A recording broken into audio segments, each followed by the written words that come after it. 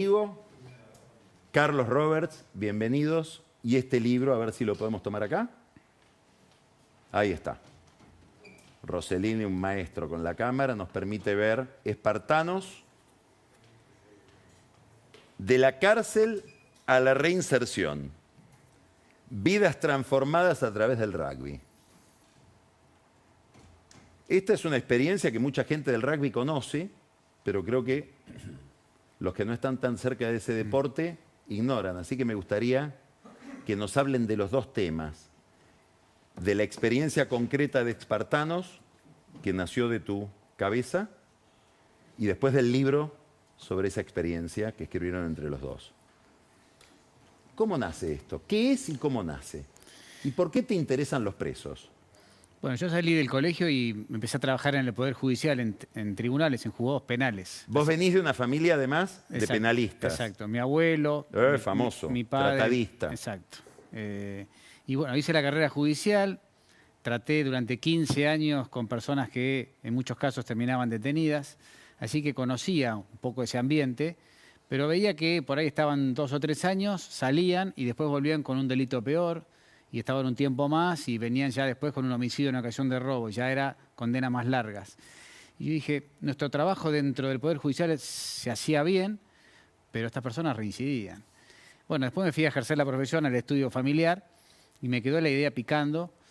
Y un amigo quería conocer una cárcel y bueno, lo acompañé y lo que vi fue mucha gente que nos miraba feo. Y dije, hay que hacer algo más. A mí el deporte me hizo muy bien. Dije, ¿por qué no llevar el deporte que yo practiqué mucho más, que fue el rugby? ¿Cómo es tu historia con el rugby? Y desde los 9 años hasta los 35 jugué en el San Isidro Club, el club que me llevó mi viejo a jugar ahí. Y me gustó mucho todo lo que significaba, ¿no? Me esforcé mucho por jugar en la primera de mi club y jugué 6 partidos y jugué casi más de 25 años, pero el objetivo era otro, ¿no? Formar parte de un equipo, bueno, todo lo que conllevaba este juego. Y dije, ¿por qué? Pero, a ver, detenete ahí. ¿Cuáles son las virtudes que puede haber en un deporte que tienen la posibilidad de proyectarse sobre un problema como el problema carcelario? ¿Qué hay en ese deporte? Y acá tenía la agresividad, digamos, canalizada por el tackle, ¿sí? Que es válido. En otros deportes no hay mucho contacto, y si hay mucho contacto, por ahí es una falta. Acá era lícito. Y dije, ¿por qué no la agresividad que viene marcado desde muy chicos, ¿sí? Y lo continuaban en la cárcel, darle esa oportunidad, pero con reglas? Y a ver si prendía. Esa fue la idea inicial, a ver cómo podía funcionar. Lo llevé como iniciativa a la cárcel. El director me dijo que no, porque eran muy violentas las personas y el deporte violento era tirar hasta el fuego. Pero seguí insistiendo. Vos tenías la idea contraria, yo tenía que era otra idea. racionalizar. Dame una oportunidad, me la dio, y en esa oportunidad no estuvo cerca de fracasar porque físicamente no estaba muy bien, pero de repente esto del tackle les empezó a gustar. Nos preguntaron si íbamos a volver y volvimos a la semana siguiente y así todas las semanas. ¿Dónde fue eso? Esto es en la unidad 48 de San Martín. Y semana a semana empezamos a ir y ahí nos dimos cuenta que les empezó a gustar algo, ¿sí? Se apasionaron por un deporte distinto y dijimos, es por acá, vamos a escarbar un poco más. ¿Qué es escarbar? Y seguir yendo a ver hasta dónde pueden llegar. No solamente jugar, sino a ver la parte espiritual, la parte educativa, y ahí fuimos avanzando hasta que empezaban a salir en libertad. ¿Quién le va a dar laburo a alguien que estuvo preso 4 o 5 años? Y era esto de empezar a derribar muros. Y de a poquito fuimos logrando, después, bueno, de mucho romper y romper, que los empiezan a tomar. ¿Cuándo empezaste con esto? Esto arrancó en marzo del 2009. Y desde entonces, ¿cuánta gente pasó por esta experiencia? La otra vuelta hicimos la cuenta, alrededor de 8.000 personas. 8.000 personas que han pasado por esto, pero después... ¿En qué penales? ¿Siempre en el mismo? No, porque empezamos a caminar el país, porque vimos que las personas cambiaban. Y con que uno no reincida ya estábamos hechos, pero empezamos a darnos cuenta que cada vez eran más. Y dijimos, pero esto no nos quedemos solamente con una cárcel, y empezamos a viajar. Yo empecé a viajar, fui a La Pampa, porque el secretario de Justicia de Nación en la época de Macri, Santiago Tamendi, había trabajado conmigo en tribunales, y me dice, quiero hacer algo con los espartanos. Bueno, llévame de viaje a donde vayas ahora. Y dije, bueno, a La Pampa. ¿Por qué se llaman los espartanos?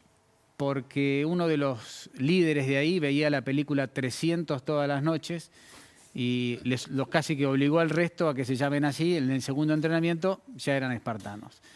Bueno, como te decía, empezamos a viajar, íbamos a clubes de rugby a buscar voluntarios para meternos en la cárcel que quedaba a 4 cuadras del club.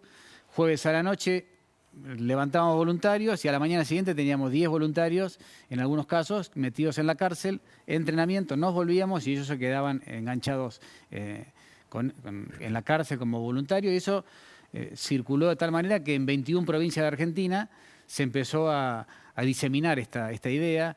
Hoy en Argentina habrá 140.000 personas detenidas, más de 2.000 juegan al rugby, son parte de la fundación en distintos lugares, en 46 cárceles, ya los números empiezan a crecer y ya tuvimos que hacer una fundación, con lo que significa, que hay que estar mangueando todo el tiempo para subsistir, eso es otro tema, pero empezamos a ver que esto salía de un equipito de rugby que juega en una cárcel para que se diviertan o para que cambien unos pocos, y vimos que esto se empezaba a contagiar de manera positiva. Una cárcel que es el infierno, pasa a ser vivible y la gente quiere un poco más. Ahora vamos a hablar de eso.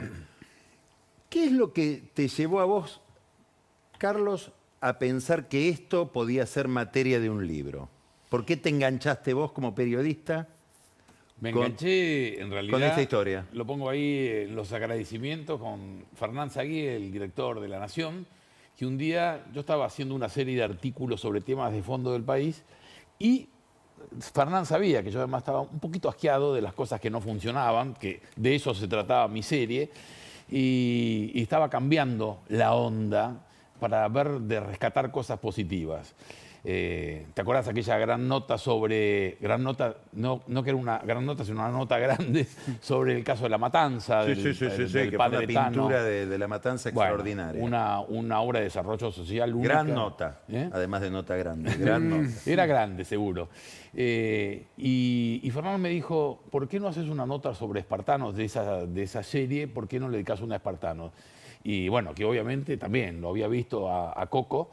Está más que Mirta Legrand en los medios, Coco, y había leído y lo había visto Coco, había escuchado, pero nunca había estado de cerca. Y me fui a la cárcel y espartanos es un virus peor que el COVID, ¿no? Es decir, porque, a ver, contá bien. No, porque es muy impresionante ir y verlos. ¿Qué? Pero contá cómo es. Sí, vas y ves gente ruda, gente de estas que si te lo encontrás en la calle, por ahí cruzás de vereda, y que es gente transformada, gente arrepentida y que quiere reescribir su historia, digamos, ¿no? Y la empiezan a reescribir en la cárcel.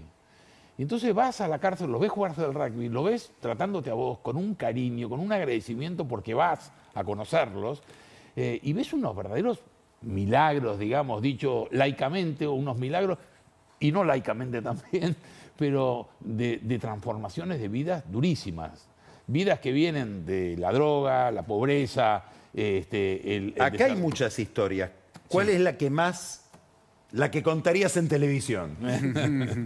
Bueno, quizá la de Tati, ¿no? Tatiana Ruiz Díaz, la más mala de todas. Una fiera, era un demonio. Tati era un verdadero demonio, pobre, una chica que vivía en una villa. El padre nunca existió, no lo conoció. Una madre, la madre estaba en la delincuencia, va presa y ella y su hermano, que eran dos burrumines de 10, 8 años, no, 18, sí. Y quedan en la calle al cuidado de un abuelo que tenía casi 90 años y entonces, como ella dice, cuenta en el libro, ellas lo cuidaban al abuelo más que el abuelo a ella. Entonces se crió en la calle, pasó las mil y una, se quedó sin un peso, no tenía ni para vivir, quedó embarazada, tuvo un chico, no podía darle de comer al chico y salió a robar. Salió a robar y se convirtió en un demonio. Y cae presa, va a las cárceles y en todas las cárceles se la querían sacar de encima. Y el capítulo dice la más mala de todas, porque realmente recorrió todos los penales de mujeres de la provincia de Buenos Aires y todos se la sacaban de encima porque era un demonio. Y ya no estaba en los pabellones, estaba en lo que se llama, en la jerga policial, en la jerga carcelaria, se llama buzones, Sí. ¿no? Que son cárceles de castigo, celdas de castigo. Y estaba ahí, incluso intentó suicidarse. Bueno, se salvó de milagro, la encontraron tirada en el piso, se ahorcó, sintieron ruido, los que pasaban por el pasillo entraron, la encontraron ahí moribunda, la rescataron, se salvó, y ahí desde las cárceles de buzones ella vio jugar al rugby y dijo, ¿qué es esto? Se acercaba. Las espartanas que jugaban al rugby se acercaban a ella, Porque es espartana. Exactamente. claro, hay espartanas, se acercaban a ella y ella no podía creerlo, porque ella, que era la más mala de todas, que nadie la quería y que la odiaban, vio que mujeres que se acercaban y decían, ¿qué necesitas? Le preguntan, ¿necesitas algo? Sí, necesito algo para comer, necesito un cepillo de dientes. Y bueno, y así, y dijeron, ¿y por qué estás acá? Y porque nadie me quiere. ¿Por qué estás acá en buzones? Porque nadie me quiere. No, nosotros te queremos. Y la pidieron y la rescataron de buzones y se la llevaron al pabellón de espartanas. Y bueno, y después viene la gran transformación de ella, después recupera la libertad y hoy es un modelo, hoy trabaja en una empresa privada de alimentación y es entrenadora de rugby y empezó con el rugby espartano en una cárcel de mujeres y es una madre ejemplar, aquella que era un demonio. Qué historia. Bueno, como esas hay mil, quiero decirte, ¿no? Hay mil. Fue un problema del libro fue esta sí, esta no, ¿con cuál te quedás? Porque estas historias como la de ella, en ¿Por serio. qué hablan del pabellón de espartanas o de espartanos? ¿Que hay un pabellón? ¿Cómo funciona eso? Sí, primero estaban todos separados, venían de distintos pabellones y estamos viendo ahí más o menos Sí. cómo son los pabellones. Es de todos y de nadie, y como no es de nadie, nadie lo cuida. Pero esto de los empezamos a juntar en un pabellón y lo tienen pintado impecable, ellos mismos, con la plata de ellos, y eso empezamos a contagiar.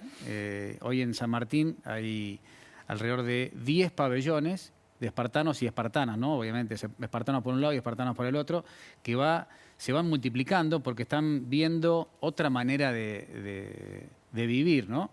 Y por ahí la sociedad por ahí está pidiendo supuestamente más pena para los delincuentes y los delincuentes quieren menos pena para ellos. Y yo digo, va a llegar el momento en que la sociedad va a pedir menos pena y los presos van a querer más pena. Es decir, bueno, te volviste loco, Coco, estamos casi al borde de que ocurra eso. ¿Por qué? Porque hoy tenemos en San Martín alrededor de 300 jugadores, 300 personas detenidas que son parte del equipo, y los agarré y les dije, ¿qué prefieren ustedes? Si los condenan a 6 años, ¿sí? Si se portan bien, salen a los 4, 2/3 partes. Pero pasar esos 4 años en Sierra Chica, en una celda como la que estamos viendo ahora, o 6 años acá. ¿Qué prefieren? ¿4 allá o 6 acá? Y la enorme mayoría dijo 6 acá. ¿Y por qué no 4 allá? Y porque los 4 allá voy a dormir con una faca abajo de la almohada, con un ojo abierto, otro cerrado, con las zapatillas atadas 3 nudos para que no me las roben. Y aparte no sé si voy a vivir 4 años. Si tengo la faca abajo de la almohada, capaz que vivo 2 meses. Y después cuando salga voy a salir peor de lo que entré. Y seguramente termine otra vez preso o muerto. Y acá es otra cosa. Yo ya estoy enfocado en mi familia, que me vienen a ver, me ven jugar, mis hijos tienen un ejemplo y veo que la mayoría que quiere trabajar lo consigue, un trabajo. Así que prefiero 6 acá. Ahora vos acabas de decir algo que es, si uno recorta la frase, es impactante. Que es que en términos generales, por supuesto, siempre hay matices, especificidades, peculiaridades, pero en términos generales, el sistema carcelario hace que salga peor de lo que entró. Exacto. ¿Por qué? ¿Qué es lo que ven ustedes en las cárceles cuando van a las cárceles? Si una persona que está detenida en una celda que es para 4, hay 16, es difícil que salgan cosas positivas, ¿sí? Si le dejás liderar a los propios internos los pabellones y vos mirás de costado, si no le ponés interés a las personas que están ahí, y me decía uno de los espartanos que se llama Jesús, me dice, nosotros somos como perros apaleados. Si a un perro le pegás, cuando lo soltás, muerde. ¿Sí? Pero es un perro, lo acariciás, cuando lo soltás mueve la cola. Depende cómo nos traten a nosotros vamos a salir a morder o a mover la cola. Depende de ustedes, ¿qué quieren hacer? Y ahí es donde decimos nosotros, tenemos que meternos, nos guste o no nos guste. ¿Queremos ser altruistas o queremos ser egoístas? Para que no nos pase el día de mañana que cuando me cruce con alguno de ellos no la pase tan mal. De una u otra manera hay que meterse ahí adentro y esa herramienta que es, en este caso, un deporte acompañado de espiritualidad, de educación y de salida laboral, la reincidencia baja a menos del 5%. Del 70 al 5%. Es monstruoso la diferencia. Aclara esos números. En la Argentina se estima que el 70% de los presos que salen de la calle, a la calle porque se ha cumplido su condena, el 70% reincide. En el caso de los espartanos que recuperan su libertad, ese índice de reincidencia baja al 5%. Y esta idea de espartanos lo queremos llevar a todos lados, ¿sí? Es una fundación que dije 2.000 en 140.000 es muy poco, no dejan de ser 2.000. Y si a ellos los ordenamos un poco, se puede llegar a multiplicar rápidamente. Pero para eso no hay que dejar que solamente trabajen este tema los ministros de turno, los gobernadores de turno. La sociedad tiene que ayudar. No es nuestra responsabilidad. ¿Qué quiere decir tiene que ayudar? Supuestamente no es nuestra responsabilidad meternos en las cárceles, es responsabilidad de los ministros de Seguridad o de Justicia, depende de la provincia, o nación, depende de seguridad hoy por hoy. Tenemos que dar una mano, porque los ministros van a pasar. Hoy están acá, mañana se van a ir de embajador a Ecuador, pasado mañana se van de diputado a otro lado. Es decir, nosotros vamos a seguir estando, pero si no los ayudamos a los que están, no van a poder con todos. A la muestra está, ¿no? ¿Cómo no es fácil. recibe el Estado, el servicio penitenciario, digamos, los funcionarios? ¿Qué suponés que les pasa por la cabeza cuando ven esta experiencia? A los que están desde el Estado encargados de este sistema tan deficiente. ¿Le puedo pasar la pelota de rugby a Coco? Porque Coco está todo el día con eso. A ver, Y el servicio penitenciario de entrada nos quiso sacar. ¿por qué? Porque nos metíamos en la cárcel que no ve nadie, nosotros veíamos lo que pasaba, había ojos ahí adentro, personas, un guardia que tenía los nudillos llenos de sangre después de entrar a un buzón, ¿sí? Eran ojos que yo no me callaba, y iba, y no puede ser que pasen unas cosas así, entonces la solución era sacarnos, entonces no fue fácil conseguir que nos dejen entrar. Esto, a mí me dicen Coco porque desde chico que soy un hincha Coco, así, de ahí viene mi sobrenombre, ¿no? De insistir y insistir. Ponele. Y bueno, no fue fácil. Bueno, lo fuimos doblegando, pero igualmente es una disputa. Nosotros no tengo ningún cargo de nada. Y después los ministerios de seguridad o de justicia, depende, como decía, de la provincia o de nación, nos reciben, ¿sí? Pero todavía no ha habido nadie que haya levantado la mano. Por ahora está el ministro de Justicia de la provincia de Buenos Aires, Juan Martín Mena, Sí. levantó la mano Sí. y dijo, vamos por acá. ¿Sí? Obviamente yo le quiero imprimir quinta a fondo, debe tener 1000 cosas, entonces no es tan fácil, la velocidad mía no es la del Estado, pero sí, él levantó la mano. ¿Qué quiere decir que Mena levantó la mano? Y dijo, le llevamos una propuesta para multiplicar lo que es Espartanos, hacer una cárcel modelo y comprometer a los intendentes de la zona, a los jueces de ejecución de la zona y tener 2.500 personas en San Martín, que es la cantidad que hay. Tendría que haber 1.200, pero hay 2.500. De los 2.500 que estén enfocados en que cuando salgan, ¿sí? Estén reinsertados. Esa es la idea original que va queriendo de a poco. Tirame un pase, ¿viste? Se quedó con la pelota. No, que hay un tema interesantísimo que... La guinda. Sí, la guinda, en el sentido estricto. Bueno, hay una experiencia muy interesante que llegó una jueza un día y dijo, no, acá no puede haber 2.500, y dijo, vamos a repartirlos. Y es una locura porque los repartió en otras cárceles, pero las otras cárceles estaban tan saturadas y tan superadas como la de San Martín.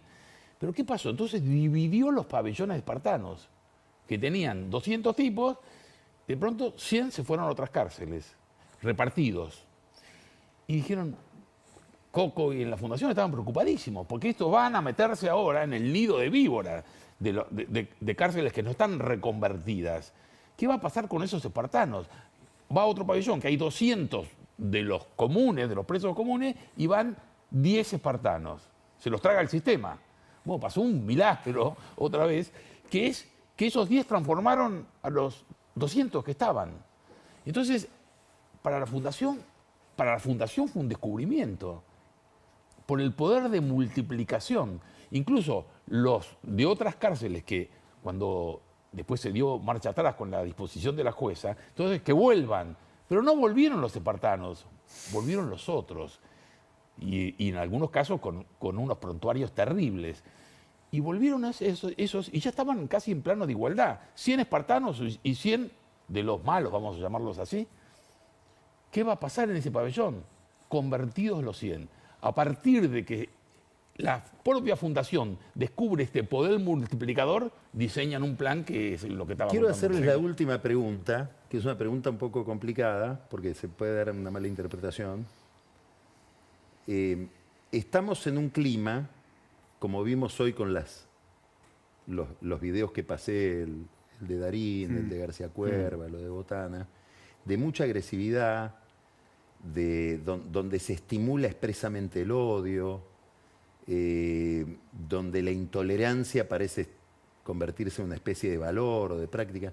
Y ustedes están hablando de algo que supone engancharse, comillas, esta es la parte complicada de decir, con lo peor.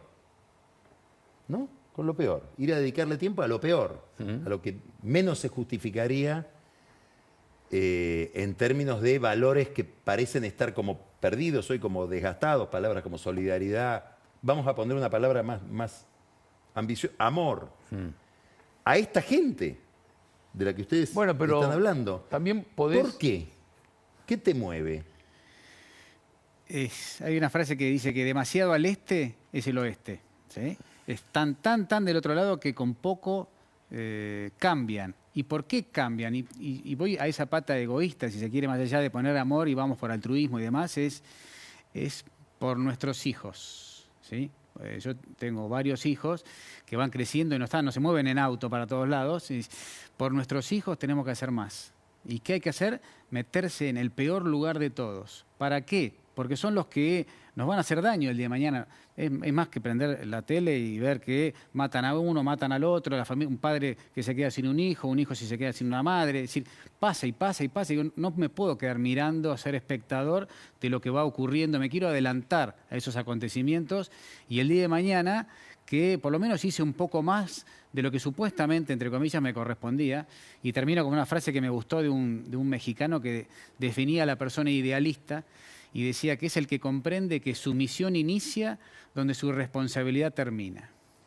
¿Sí? Pero tirá además en las cifras de un solo tipo que se transforma, que reescribe su historia y que no reincide. Y robaba más o menos 3 veces por día, son 1000 delitos una persona en un año. Hoy hay 150, alrededor de 150 personas que están trabajando en casi 100 empresas y esos son 150.000 delitos menos en un año.